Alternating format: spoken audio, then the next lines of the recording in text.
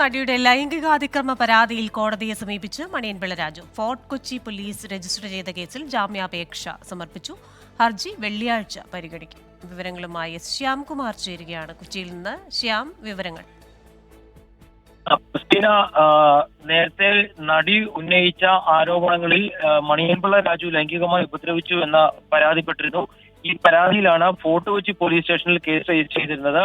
Fort കൊച്ചിയിലെ shooting സൈറ്റിൽ നടിയുടെ റൂമിനടുത്ത് താമസിച്ചുകൊണ്ട് അവരെ ഉപദ്രവിക്കാൻ ശ്രമിച്ചു എന്നുള്ളതായിരുന്നു ആരോപണം. എന്തായാലും ഈ കേസിലാണ് മണിയൻപിള്ള രാജു ഇപ്പോൾ മുൻകൂർ ജാമ്യം തേടി കോടതിയിൽ എത്തിയിരിക്കുന്നത്.